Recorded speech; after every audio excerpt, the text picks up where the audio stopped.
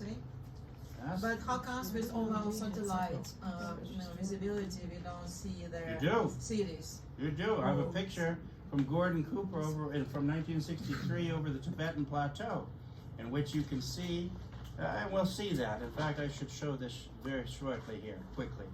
You can see that there are 4 UFOs, 2 flying side by side in formation, both of them casting their shadow directly underneath based upon the direction of the sun. And because at a particular point in time they had a landing base in the Tibetan Plateau area. That doesn't mean that they are Tibetan. That means that they had chosen at that time an area that was less problematic to go and visit to. But since that time, we of course had the Chinese and Tibetan conflicts, and we have far greater radar coverages. But how do you support their civilization if you live on the surface? How do you support? You know, what do we eat? You know, same thing as we do. How do they? You know, infrastructure. Same thing as we have. Industry. Yes, well, they don't have industry because they have progressed beyond that. This is basically how it is. The surface of the planet is constructed. The environment is constructed by nature to be the inhabitable portion, because that's where most of creation is. All the animals, the plants, everything. This is the environment upon which we are susceptible and find comfort in. This is our natural, what you would call, realm. And so they inhabit planets when they become viable towards a comfortable existence. And on the surface of the planet, they build their communities. Their communities are not like giant cities like we have. They have a circular construction. And so with what you would call the city structure in the center, and then in rings. Like Atlantis. Well, Atlantis was a copy of that. Yes, it circles around. So you're trying to say that they cannot see it because they live in different dimensions? No, we can see it. We can see it. The only difference is we're not letting that out. What? Yes, we don't, because we're telling you the surface of Venus is 800 degrees, right? Then we tell you that the wind is better than 400 miles an hour, and the atmosphere of Venus is 6 times denser than boiling oil. And then they tell you, oh, we landed a probe on the surface with a parachute. How does that, through physics, even possible? First of all, how can you spot land anything in a 400 mile, it's basically twice the velocity of a level 5 hurricane blowing, and yet I'm telling you that I'm going to drop something into that, and it's going to land where I've determined it to land, and not somewhere else. And then in the thermal updrafts of 800 degrees and of boiling, the density of boiling 6 times thicker than boiling oil. How is that possible? Kind of like landing on the sun? Yeah, well, like AOC says, you can do it if you go at night. That's right, that's what You know, but so what happens is the information that we are given is not the accurate one. In the book is a picture from Mariner 10, and after years of research, I found this single picture of Mariner 10. Let's see, is it in the back in the last chapter?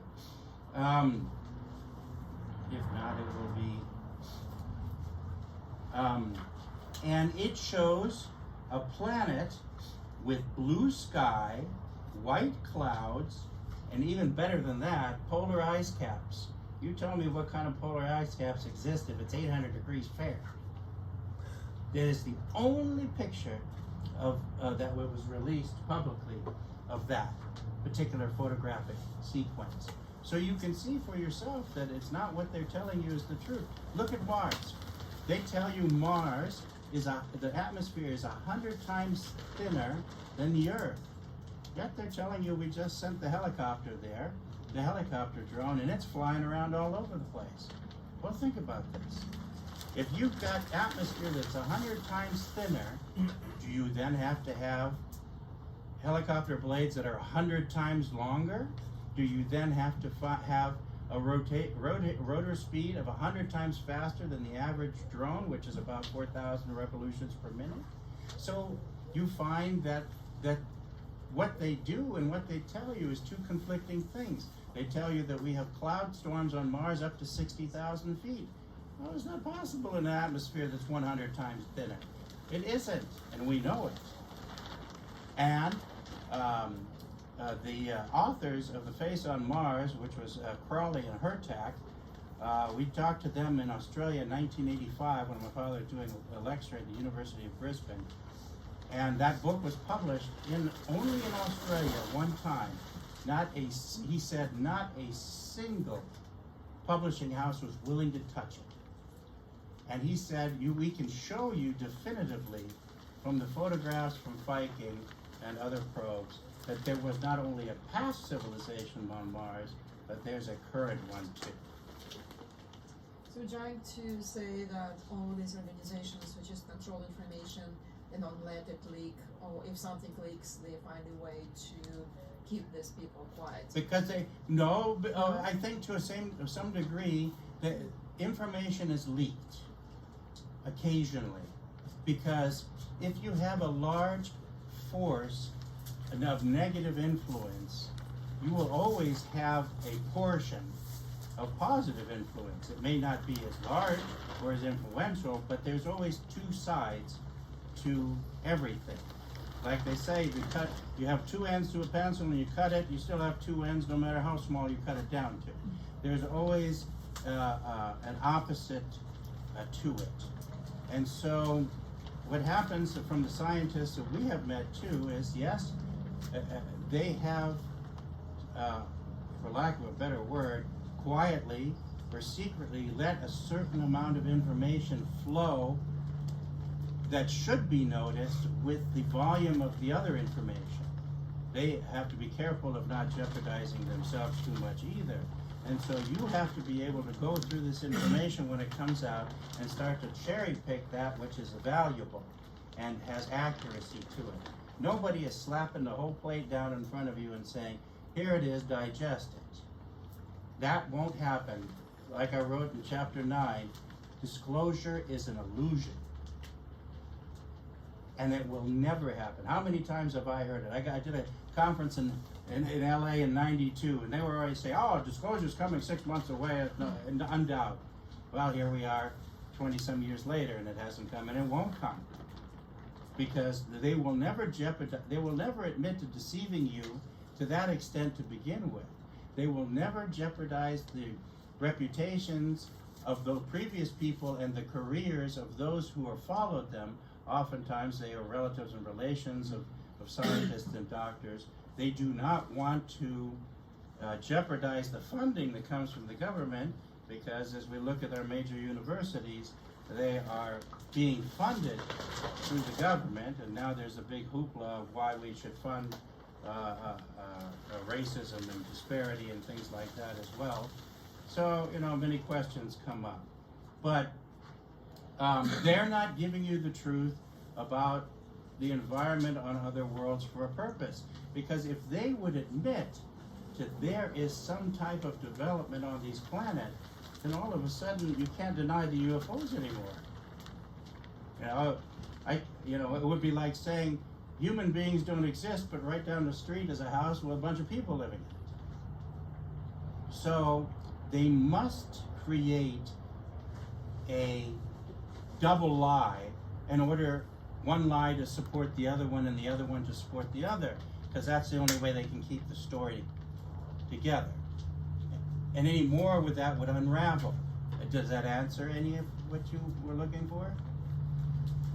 Well, yeah, that control is for sure. Information is control. We all know that. But I still do not understand how we're able to hide all these cities. You said in Tibet and Mexico, how they're able to hide it. Are they in that remote areas that nobody can access? Nobody can see from airplanes flying above? In today's environment, we are looking under today's environment and today's perception. Those were different times. Today we have 10,000 airplanes, continually in the sky. But in those earlier decades, that was not the case. Nobody had a cell phone. You were lucky to have an 8mm camera the size of about 10 pounds in your hand, and George carried his around meticulously, and my father too. It was glued in their hand because they were ready to film when they saw something. And you have more of that now because everybody has the convenience of a cell phone camera. But unfortunately, the technology of the cell phone camera can corrupt the image itself. I mean, if you look at the advertising for the new iPhone, they have a group in the picture, and they don't want this other people in the picture, so they have an edit button which completely erases them out of the picture and shows the same background as in the rest of the picture. Yeah, it's a technology, deepfake. It's technology. That's right. And when I went to the Air Force telescope in Hawaii, Haleakala, I was invited to go up there, which was very nice, from one of the technical photographers within the field. And my mother and I went to Hawaii. We met them, him, his family, his young child, and his wife. Very nice people. And they went up there. They had applied for permits to get in. The Department of Defense had to okay it. And you can't type our name into the database without that flags going up like crazy. And so they obviously agreed to it. And so, okay. And there we went up, and he showed us high resolution pictures, not only into space, but from space down towards the planet. And of course, some of it is classified material, but he said, we can take a picture from the shuttle of you walking along the street smoking a cigarette. That's how good the technology is. And so, but that didn't exist in those times, that we didn't have as much airborne supervision. And there were large areas of many countries, I mean, that are under what we call a non-radar environment, where there is no supervision. You fly, I used to fly from the US to Buenos Aires. And the route takes you towards along Central America, down over Bogota, towards Quito, and then over a wide expanse of the western Amazonian jungle. And there is a period of time for about an hour at least, which is better than 400 square miles, in which there is not a light in sight. I mean, it looks like total desolation. I experienced the same thing over Siberia, the same thing over Western Canada and Alaska.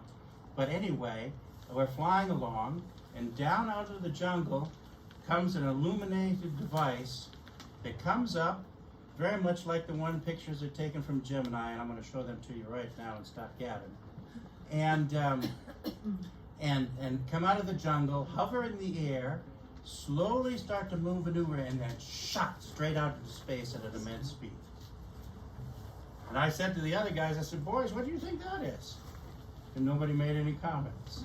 This is one of several times as a flying professionally that I've had these sightings. Let's go quickly to that question that you had. Yeah, look, I was wondering, so were UFOs here 3,000 years Yes. ago? I'm wondering why they're so recent, and if there's UFOs like currently at these bases. Oh, yeah, it's Several layers to the question quickly. UFOs have been here as long as civilization's been here. And so we have civilizations on this planet for at least 100,000 years. And we have civilizations that we don't want to acknowledge because we have decided anthropologically that we have a timeline. 6,000 years ago, you decided not to club each other over the head and live in the cave, but to sit down and plow the field and now become a farmer.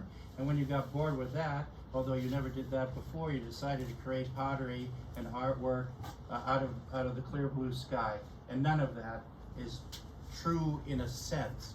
We have had ancient civilizations of great sophistication, and upon which, due to the geophysical changes of our planet that come around every about 12,000 years, you find a rising and sinking of some land masses and a vast increase of earthquake and volcanic activity. This is where the the stories of Gilgamesh and the flood and the biblical talk of Noah's time. This is the result of those geophysical changes that happen every 12,000 years.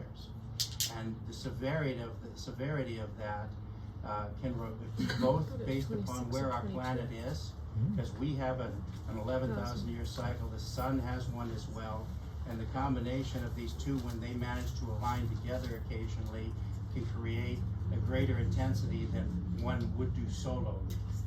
So we've had these ancient civilizations, and survivors of those ancient civilizations had a very hard way of it, and they reverted back to barbarism to a certain degree. Think about it, all of a sudden you have no longer electricity, you have no longer refrigeration, you have no longer any of the technological comforts of our society. Take the city of Los Angeles or San Diego. How long before the people start clubbing each other over the head and start eating each other? I mean, you would have chaos. And so what happens is you had a contingent of survivors that reverted back to an earlier primitive state because they were survivors of a cataclysm, and they had to live somewhere. So what did they do? They went into the caves, and eventually we had reverse advancement. So eventually these people had to advance themselves forward to the state where we are also.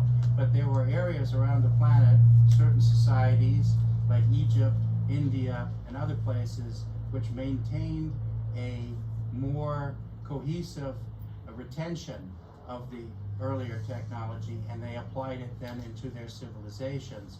And so that's why they prospered so much. The reason that the saucers came here so much in the early 50s was two reasons. And this particular craft, as you see here, is their Model T4. The only reason they came back with that during these times and these years in between is because these crafts are the ones that are reported within our ancient text. If you look at the Ezekiel, he reports the wheel within the wheel. But basically, if you're standing underneath this craft looking up, they are counter-rotating rings on this flange, which is part of the pro-gravity system.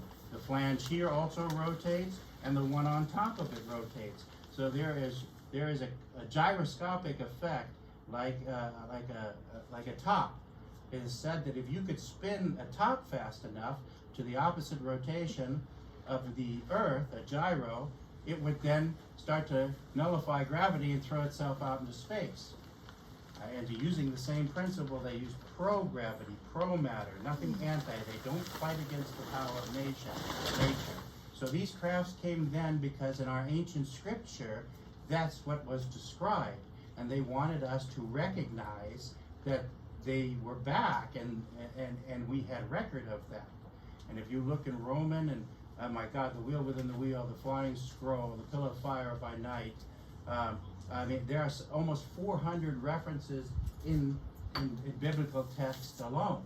And then you go back into the 2,000 years earlier to ancient Indian text, and you find a complete description of these circular crafts, whatever. And they call them Vimanas. That's exactly what they call them. And that's what Desmond Leslie wrote about in the first part of the book, Saucers of Land. And so in China, the same thing. And the aerial surveys that they described of the topography of what was in them could only have taken from many thousands of feet in the air. And so there's no doubt. Since that time, they have developed new crafts that are lenticular or football shaped. This craft requires a carrier craft to bring it to the atmosphere of a planet, and then it is released out and then goes along into the planet. This does not travel between planets. It's not designed for that. But the lenticular craft is now an upgrade of this, and is able to take its crew between planets without the need of a carrier craft. Yeah. How did George communicate with the spacecraft? For instance, when he set up the meeting with the president and things like that? He was friends with them. But to set it up, there's no cell phones or... No, they were here. They came to the property. Did they telepathically? Well, no, I mean, he used telepathy to a great extent, but he was highly trained in its usage. And the problem with telepathy is the vast majority of us are not. And so we would easily misinterpret a message because we are not quite yet to that state. And so, but how, George, they came here. Like I told you, the one that flew right here at treetop level and dropped the package, after that, they would visit him often. And he them. And so when that meeting was arranged, what happens is there are a number of space people that come here, like I told you before with the scientists, that work amongst us like a Peace Corps system. And they come for a couple years of service. They live amongst us and work amongst us and interact with us, and try to provide positive assistance where and if they can. So, for instance, in Washington, we knew one that worked in the White House under the Kennedy administration. There was one at the State Department. There was one that worked as the forester outside the White House. Right across the street is Lafayette Park. Mom and I would walk through there often when we went to the Mayflower to visit Dad. And there was one of them that was a park ranger there, and we met and talked several times. So basically, there are advocates within our structure. And so they made the contact. And then that contact was made to the next one. So for instance, when George got the Papal Gold Medal of Honor for delivering that sealed message, he took to Pope John the 23rd in June of 31st of 63. There was one of those representatives who also worked in the Vatican. And so he was alerted that to notify the Pope that George was coming with the sealed message. And so when George was there, the Pope's, and I described that in the book too, the Pope said, there you are, I've been waiting for this for a long time.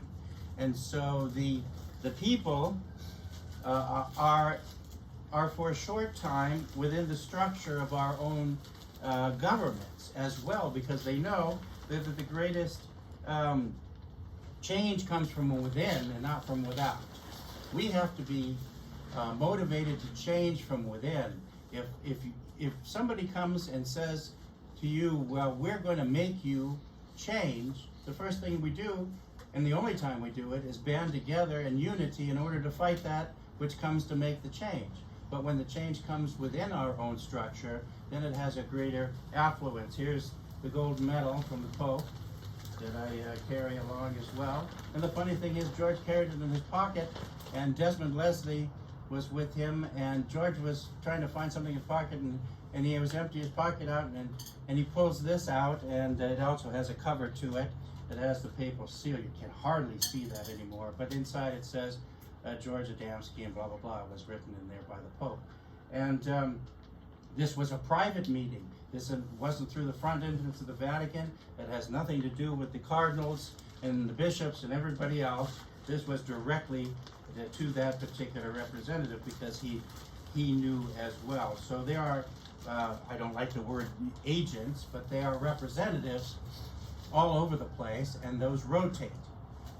So they would have communicated amongst Yes. themselves back up to the ship. Yes, To and set up to the him, time, set up, the date. yep, Okay. and tell him, okay, we'll be ready for you at this and this time, be there, boom, pick up, go there. Okay. And then the representative is waiting in order to escort them through. And remember, Eisenhower was already privy to some of this information already, yeah? All these aliens, do they still work within the government now? They are, they perhaps are a bit less. How I many, mean, we do you think? made it very clear in the 1980s that we don't want them. So they moved a lot of their emphasis to other countries where they were wanted. Only Other countries on Earth? yes. Oh, okay. And Like so- what country? Well, they went Russia. They went to some African nations, South America.